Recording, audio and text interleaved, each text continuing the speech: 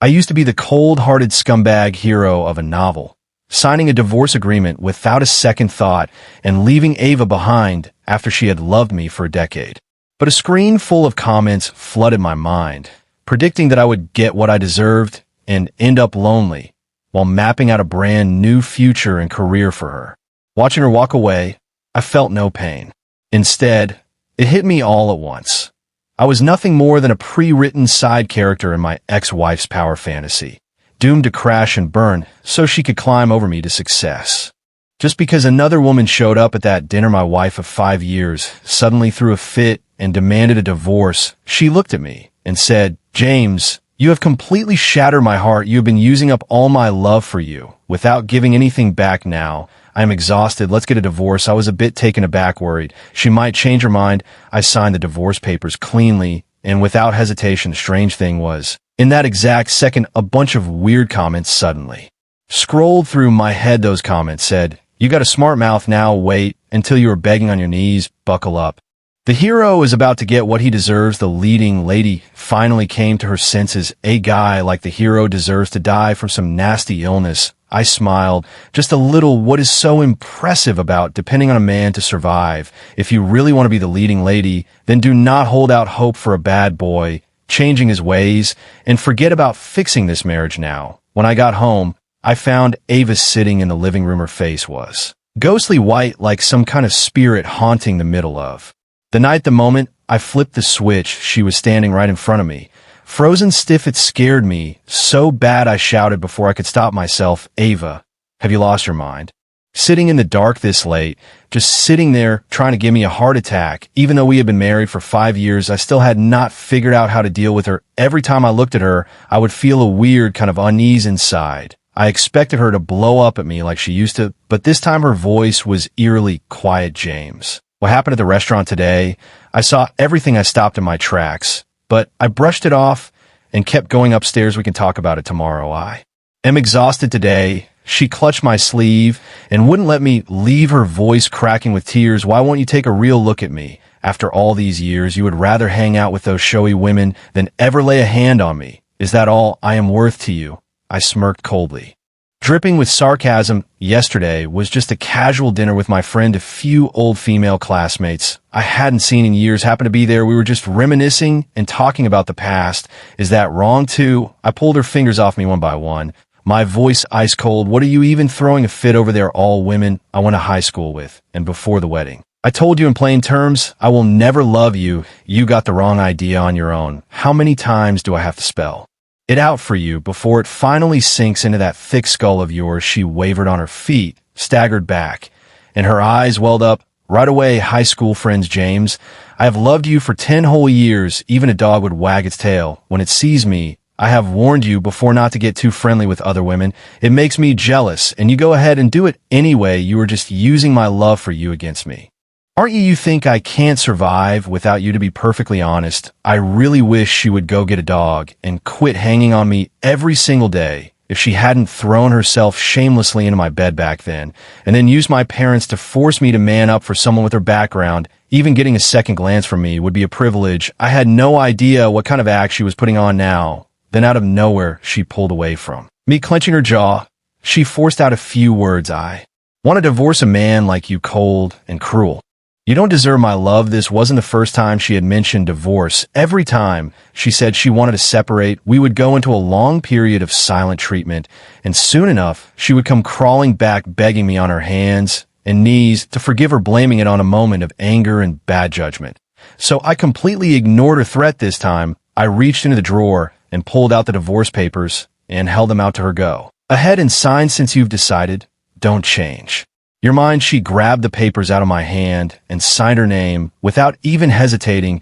Then she tossed them aside coldly, dropping the papers onto the couch. "Relax. Even if I end up dead, I won't bother you anymore." I folded the divorce papers and put them away carefully. I watched her silently head to the bedroom to pack. Just as she was walking out the door, she looked back and said, "James, loving you all these years was the worst mistake of my life." I laughed coldly to myself. Someone like her doesn't even have the right to say that. I stood at the window watching Ava get smaller and smaller as she walked away. I stayed quiet for a while.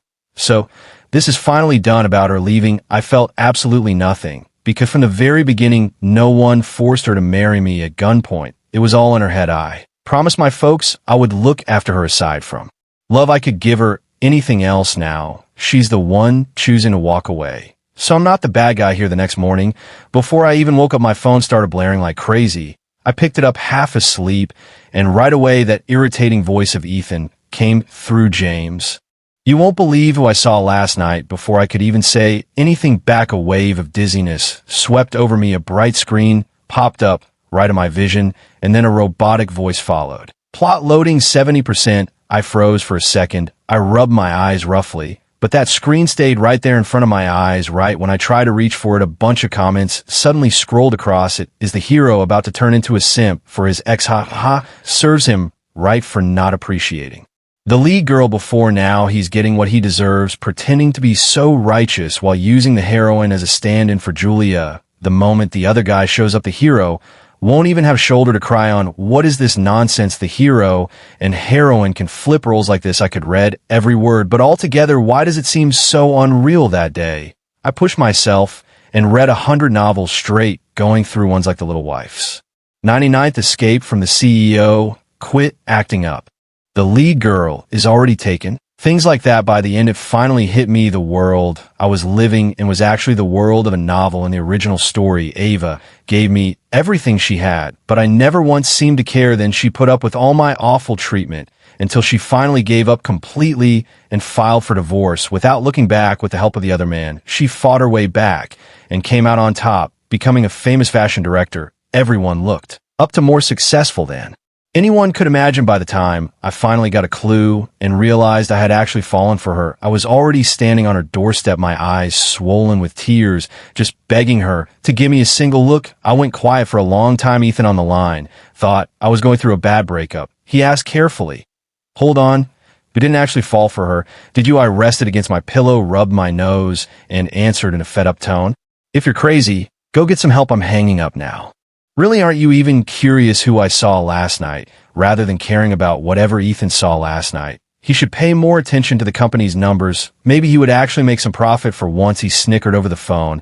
"I saw Ava. She was wrapped up in some guy's arms. That's all." "James, aren't you worried Ava will actually leave for good?" I set down the paper and smirked lazily. Her leg belonged to her. Whether she leaves or stays is up to her. Hey, she's loved you for all those years. That doesn't move you at all. Not one bit. She's always threatening to leave. But did we actually get a divorce? Every time it's just words. I'm sick of those empty threats. My ears are about to fall off. Soon enough, she'll come crawling back to me. I didn't bother to hide the mockery in my tone. Ethan sighed over the line.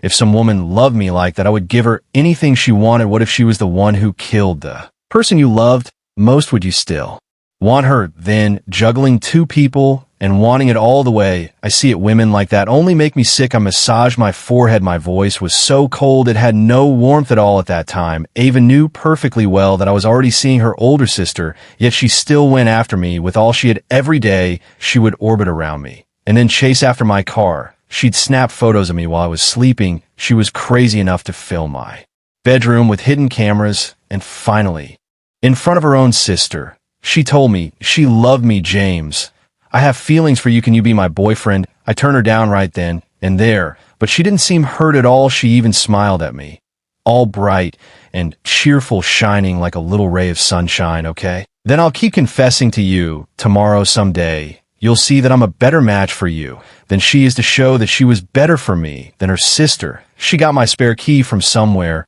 and nearly every night she would sneak in to make me dinner, tuck me in, and warm up my sheets. One time, she went even further. She came into my room completely naked, claiming she had a huge surprise for me. She drove me up the wall.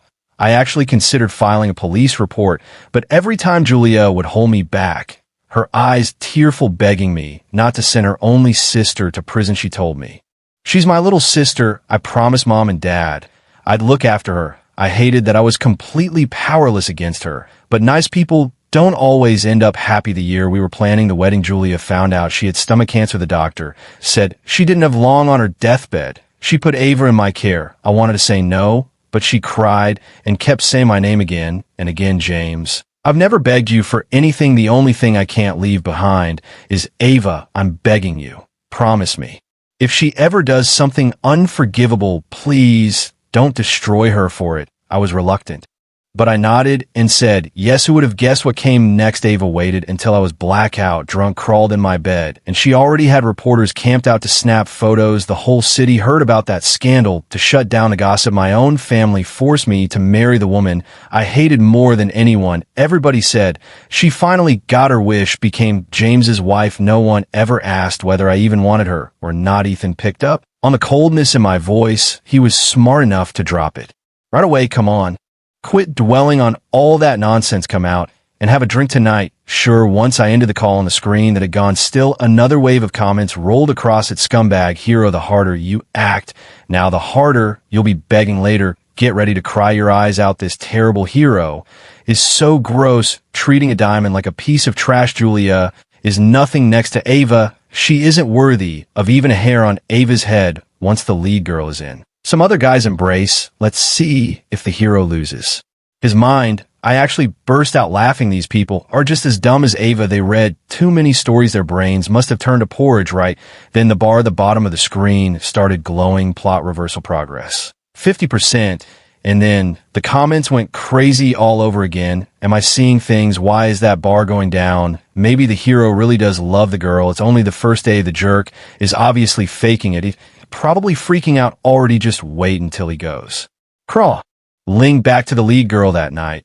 I stuck to the plan and took my black Kian to the Mize lounge. Before I even stepped through the door, I spotted Ava coming toward us with her arm hooked around Ethan, her chin up in the air, a little bit of attitude in her look. As she walked right by me, she muttered coldly, "Step aside, the path is plenty wide," but she had to brush up against me. I barely kept myself from rolling my eyes. I leaned a little out of the way. Ethan looked me over with a cool gaze. A mocking smile played on his lips. He even stuck out his hand on purpose like he was staking a claim. "Mr. Mo." It's been a while. I lifted an eyebrow and completely ignored him and started walking in. But he caught me by the arm, dropping his voice, so only I could hear. "Who would have guessed that after all those years married to Ava, you never once slept together? Damn, looks like the issue is with you." I glanced up at Ava, without meaning to, barely able to believe it. She actually was still untouched, so nothing really ever happened between us. I used to think I understood people perfectly, but in the end, a woman had me completely fooled. As I stood there stunned, more comments flooded across the screen. "Ha. You deserve it. The jerk didn't know what he had. Now somebody else gets to have her. Good for him. Once the lead girl truly stops loving that loser, he'll find out that love that shows up late is totally meaningless, as cheap as roadside weeds. Hold on." What the second guy said was a little off. That made my skin crawl. Sounds like another lovesick puppy. I hope he ends up with someone just as bad as that jerk. I couldn't have cared less about those comments. I shot back without thinking. So what should I thank Ethan for getting rid of my garbage? Because of him, the air in my house just got a lot cleaner. Ava's pretty face went white instantly. Her fingernails dug in her palms. It looked painful even from where I stood, but honestly, I didn't feel a thing for her. She pulled Ethan hard and said bitterly, "Don't bother with garbage. He's not worth it." If she had paid closer attention, she would have noticed the flash of irritation and anger that crossed Ethan's face for just a second. This supposed perfect second guy.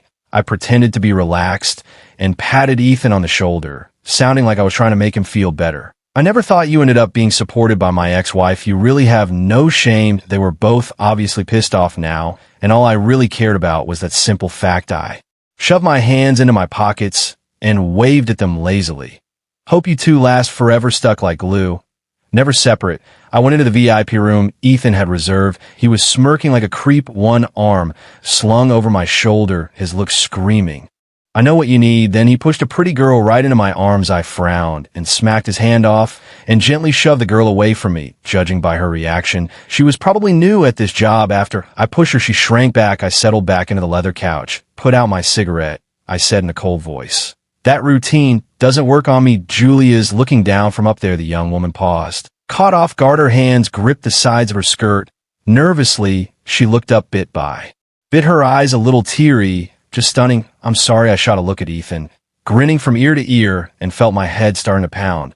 "Get out of here, hey. Don't blow up," Ethan said with a smile, and pressed the girl back toward me. "I'm not interested. You can go." I got up, feeling grossed out, and sat down on the opposite sofa. She looked like she was about to cry. Her face turned ghost white like she had just decided something. She came closer to me on shaky legs. "Can I just stay in the corner? I won't bother you two. If I leave early, my boss will take it out of my paycheck. I swear I'll be quiet.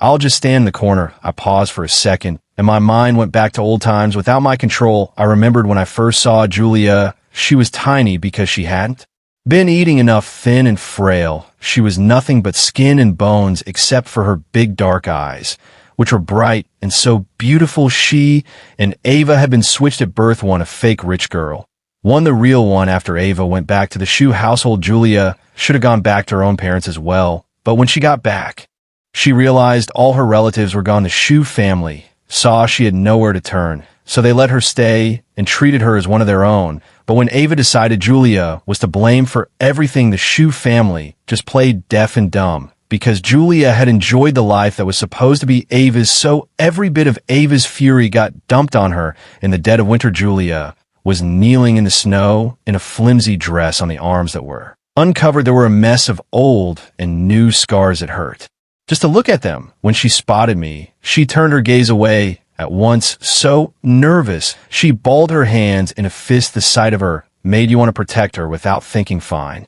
Just stay put in the corner." I went soft and finally let her stay. "Thank you." The girl smiled weakly with tears in her eyes. She obediently went to the corner and sat down. Ethan laid out the cards, scattering chips and cards across the table. I had the worst luck that night. I lost 18 hands in a row. I was beyond frustrated. I sank back into the sofa and looked at the girl in the corner from the side.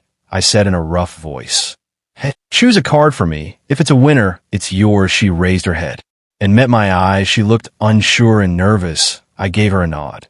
"If I lose, it's on me too." She seemed relieved. She carefully pulled out one card and gave it to me. I was ready to lay down my card when the door to the room suddenly swung open. "James?"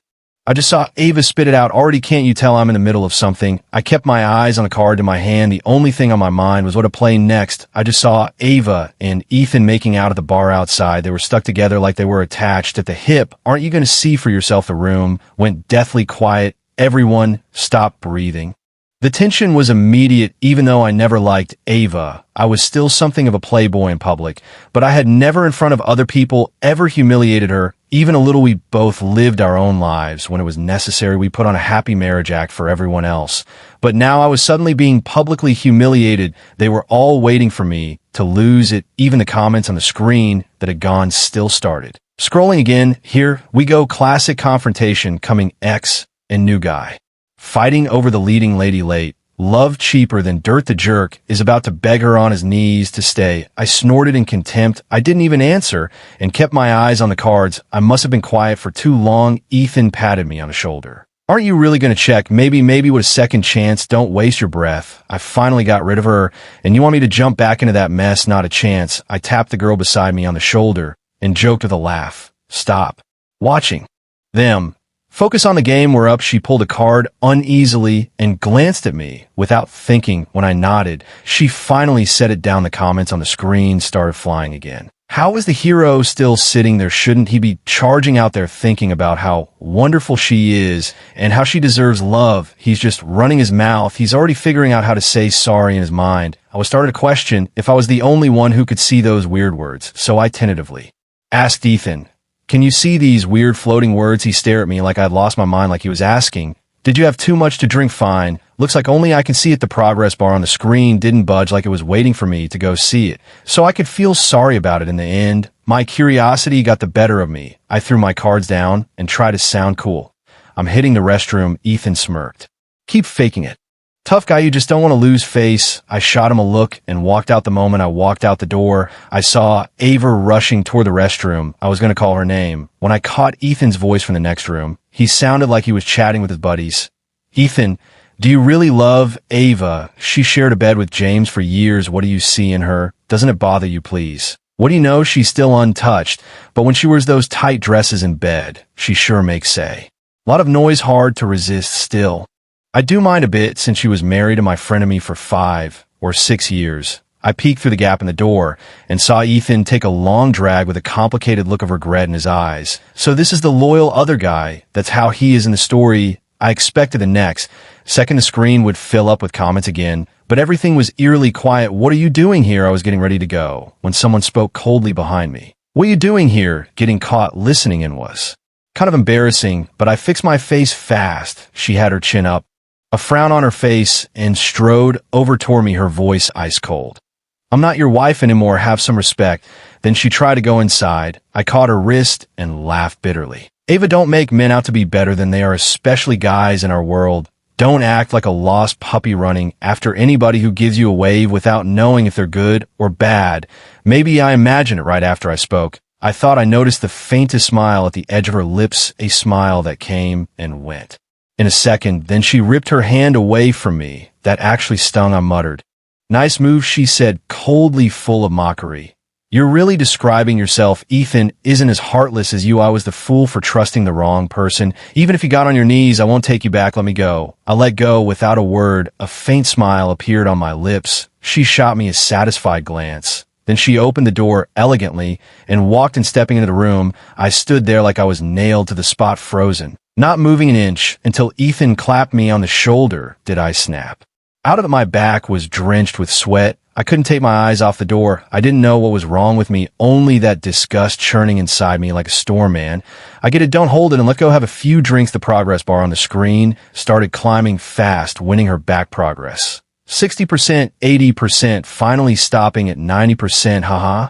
The leading lady is so badass. The jerk totally deserves it. Now you know how it feels to have your heart broken. Once the bar hits 100%, the lead girl will get the jerk's fortune and live a great life with the other guy. Without any guilt, I tighten my fists. Why does my fate get dismissed in just a few sentences? Who Ava loves was never any concern of mine. But if she intends to use me as her stepping stone and her path to happiness, then don't expect me to be polite. My life belongs only to me. I don't know if my thinking did something, but the bar suddenly dropped fast. A harsh robotic voice rang out. "Warning. Warning, plot reversal progress. Abnormal plot reversal progress. Abnormal progress. 60% progress. 30%. All of a sudden, Ava burst out of the room, running and yelling for me. James, the first look back at her coldness flashed in my eyes. In that exact moment, a flood of broken scenes poured into my head. Once the plot flip was complete, I went against my parents' wishes and gave away my entire fortune, all to Ava, then left everything behind and moved overseas by myself, supposedly to get over the pain, ignoring my parents completely because of my own stupidity and rashness. They aged overnight until they passed away. We never met again. I became nothing more than a backdrop and a wallet for her rise, staying single forever, holding on to that hopeless love for her. Absolutely laughable. How pathetic when I thought about that I couldn't stop myself from slapping my own face over a woman. I never loved to end up so low like that. There's no such thing as a plot twist. It's just the self-indulgent fantasies of people who couldn't get what they wanted. Nothing more. I need to snap myself out of this fantasy. Ava spoke louder. "I hope you stay out of my life from now on." Ethan put his arm around her waist with a smug look, raising his brows at me. "Ava belongs to me now. Have some respect." The comments on the screen blew up instantly, flooding the whole screen. Just then an elegant figure stepped in front of me. I had an idea. I reached over, put my arm around her waist, and murmured, "Help me." The young woman was caught off guard. She looked up and saw my face, paused for a few seconds, then came and stood beside me. "Anyway, this is my girlfriend." I looked Ethan in the eye, my eyes full of mockery. "My girlfriend is so gorgeous. Do you actually believe I would care about the old virgin you're talking about?" Old virgin. I stressed those words hard. Ava's face dropped instantly. Her eyes went red. She sounded hurt. "We've only been split up for a few days, and you already have a new woman in your eyes. Am I really worth nothing to you? From the very start, when did I ever tell you I loved you? The only one kidding yourself is you and this so-called love of yours. How worthless is it? Just 2 days after we divorced, and you already slept with somebody else. Ava, are you that desperate for attention?" Ava laughed through her tears, looking at me with a sad expression. "Fine. I am that cheap. I believed one day you would love me. I even changed my face to look like your sister. I gave up everything for you, except for that terrible woman, Julia. How am I not better than her?" The moment that slap landed, nobody had time to react. Ava's soft, pale cheek immediately swelled up with a red mark. I said coldly, Don't bring up Julia. You don't deserve to say her name before I ever married you, I told you again. And again, don't come to me about emotions. Don't get into my bed. And don't push me to leave your sister. Your kind of love only makes me sick. She trembled with rage. She tried to slap me, but I caught her wrist. I don't usually hit women, but there are always exceptions. Then I dropped her hand and turned back into the VIP room without a second glance. I heard her screaming behind me. James the First, don't love you anymore for the rest of my life. I will never love a jerk like you again. I hesitated for just a second, but I did not look back. The word love had already been ripped out of my world the second Julia died. I left the bar. The cold wind hit me in the face. It made me shiver. I pulled my coat tighter without thinking and looked up at the fireworks in the sky. The dark sky turned as bright as daylight far away. I spotted a couple hugging ND, kissing their smiles, so bright it hurt to look at. Ethan gently wiped Ava's tears away from the corners of her eyes. I couldn't hear what he said to her, but Ava's eyes brightened. Then she looked up and caught me watching like she was getting back at me. She went up on her toes and kissed Ethan firmly on the lips. How childish. My nose was freezing. I sniffed quietly, turned my eyes elsewhere, and stumbled on ahead. I had tripped and almost ate pavement right when I thought I was going down. A pair of pale, gentle hands grabbed me. Mister M.O., are you all right? In that second, I nearly believed I was seeing Julia, the woman who had lived in my heart forever. What's her name? I had drinks tonight, so I can't drive. Could you drive me to Redcliffe Manor? I twirled my keys on my finger as I spoke and looked the woman over. She looked down softly, biting her lip. She took my keys and got into the car. My name is Stella, like the star up there. I smiled just a little and didn't say another word the whole drive. Stella drove us to Redcliffe Manor without any trouble. Once we got there, she got out politely and held the door open for me. I checked the info about Stella on my phone. An idea started to take shape. I smiled like it was nothing. Stella want to make a deal with me. Stella looked surprised for a second. That evening, she became my girlfriend.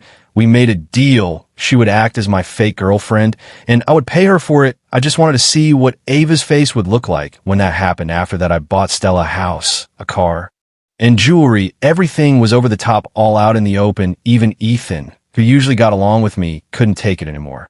Just get her back if you want her. Why go through all this? I stare blankly. Get who back? Ava. Obviously, everything you're doing, isn't it to make her come around? You're reading too much into it. I kept my head down and went back to my papers. Quit that. Do you even know? Forget it. Ethan was walking around the office like he couldn't make up his mind to speak. It was driving me crazy, so I closed my computer and gave him a hard look. If you have something to say, say what's wrong. He flopped down beside me, went on and on before finally spitting it out. Ava's going to get engaged to Ethan. That doesn't bother you? I burst out laughing. Why would that bother me? Well, come on. Ava stuck with you for years. He stumbled over his words and couldn't give a real reason. Then he just said, never mind, just don't come crying later. Then he walked out before I could answer, rushing out of the office. I stared at where Ethan had gone. The words, don't regret it later, I must have heard at least 20 times by then. Ava's so-called girlfriends even phoned me just to yell at me, calling me a cheat and a useless man, insisting that one day I would be sorry, like everyone was just waiting for me to see the light, all pushing me to go after Ava again. But here's the thing, is there any point? I don't love Ava. The only reason I married her was because she threw herself at me and used my parents to trap me. We made it clear before we got married we'd each do our own thing, no interfering. She was the one kidding herself, believing that with enough time I would grow to like her. When she asked for a divorce, I thought she had finally lost hope and finally faced the truth. I never expected that. Our awakening was just part of her own mission. I stood at the office window, watching the endless traffic and crowds below. Tiny, but as real as it gets, maybe to those people watching the comments. I was just a side character they could throw away. But to me, everything here right now is what real life is. A few days went by. I didn't catch any word about Ava getting engaged, but I did hear that she had gotten into a car wreck. At first, I didn't pay any attention, but my mom kept telling me to visit her. James, I know you don't like Ava, but given how hard she has loved you all these years, you should still go and see her. My mom's voice cracked, probably thinking of herself when she was young, and that's why she felt so bad for Ava back in the day. My mom loved my dad like crazy. Basically, she was a total fool for love. When my dad stayed at some other woman's house, she would follow him to drop off protection. Just like Ava, she always believed that if she gave enough, she would eventually get something in return. She used to tell me, if it wasn't for you, I would have left her dad a long time ago. When I was little, I always felt guilty about that, thinking I was the one weighing her down. If it weren't for me, she would have had a better life. That guilt stayed with me until I was an adult. When I was finally able to take care of her, I tried to talk her into leaving my dad, but she was too stubborn and wouldn't give in. Instead, she forced me to marry someone I didn't love. Mom. You know, I don't like her. Just looking at her makes me sick. Why are you pushing me? I rubbed my nose, my head throbbing. I don't know what I said that got to my mom, but she suddenly lost it and shouted, "You're just like your dad, no heart in either of you. If you don't go, I'll kill myself right here." Okay, fine. I'll go. Is that good enough for the hospital? I headed toward Ava's room, still wondering in my mind how to tell her to stop using my mom. The comments on the screen started up again finally. Here's the big twist. This jerk is truly awful, only cares when the girl gets hurt. Too bad our lead girl already likes the other guy jerk. Get ready to suffer. But this time there were a couple of different opinions too. Am I the only one who feels for the hero? He was forced to marry someone he didn't love. That alone is painful to think about. But those sensible ones got buried by hate right away. I stood outside Ava's room, took a deep breath, and went inside. She didn't look surprised at all, like she had known I would come. What do you want to see if you're still alive? It hasn't even been a month since the divorce. I don't want the reputation of pushing my ex-wife to kill herself. Her eyes got red all at once. Tears streamed down her cheeks. Without her being able to stop them, she looked beautiful that way. But it just disgusted me, because Julia would never put on such a sad act for attention. Ava's pale hands clutched the edge of the sheet. She asked me, with one last shred of hope, "James, did you ever love me?" Even a little, not one bit. Watching that pathetic hope in her eyes, I crushed that little dream without mercy. No, who would ever love someone who stalks and spies on them? The thought of her putting cameras everywhere still sends chills down my back. But I already changed. I even gave up all my pride as a rich man's daughter, went into the kitchen and learned to cook your favorite meals. Before she could finish, I burst out laughing. Did I ask you to cook for me? That was just you feeling sorry for yourself, pushing your way into my life and then marrying me in the end. We already signed the papers and you're about to get engaged to another guy. Can you quit coming up with these dumb ideas and leave me alone? She looked like something hit her, her eyes red. She clutched my sleeve. So what if I say I changed my mind? Can we try again, James? I really can't survive without you. She started crying for no reason, one tear bigger than the next coming down like rain. The comments on the screen filled up again. What is this? Why did the bar drop to 10%? Wasn't the hero supposed to be bawling? And why is the leading lady grabbing the hero's sleeve like that? Shouldn't she hit him and then say, "I don't love you"? Cold as ice. What a terrible story. I'm done. So done. In just a second, Ava went white as a ghost. She looked up at me, scared like she could see those comments too. I pulled her hand off my sleeve. "One finger at a time," I said coldly. "Don't kid yourself. Ava, you're a grown woman. No one is forcing you to do anything. Don't play the victim and then act like you're so innocent. This love of yours and everything you have done only make me sick." Then I glanced at the men by the door. Come on, and looks like all her talk about loving you wasn't much. After all, Ava lost it completely. She didn't even take the 4 out of her hand and fell off the bed. The 4 bottle smashed on the ground, medicine all over the floor. Blood poured out from the needle mark in big drops. It was total chaos. Almost funny. "Ethan, don't believe him. I love you. I mean, you have to trust me." Ethan stayed completely still. He looked down at her from on high. Just when Ava thought he might give in, his voice came out dripping with sarcasm. "When we first got together, you were so stuck up. Such a cold beauty. I never expected you would end up like a dog on the floor begging me to stay. Ha ha ha. You don't actually believe I would love someone like you. If you weren't James's ex, you think I would have even noticed you." Every word he spoke stabbed into Ava's heart like a knife, brutal and bloody. I watched it all and couldn't help laughing. Ava thought she could control every man, but the whole time she was the one getting played. I turned and walked away, elegantly leaving the room without another look. The comments kept flashing on the screen, blurring into a bunch of pixels behind me. I could barely hear them screaming at each other. "Whore," "old virgin," "loser," "bastard." One insult after another flew. People who used to be the closest always know exactly where to hit to make it hurt most. I saw Ava once more in my own wedding. She wasn't with Ethan or any of the other men who had popped up in the comments from a distance in the crowd. I could see her eyes were a bit red, like she could burst into tears any second. I didn't hear what the guy next to her said. The next moment, he hit her across the face, knocking her down. Blood showed at the corner of her mouth.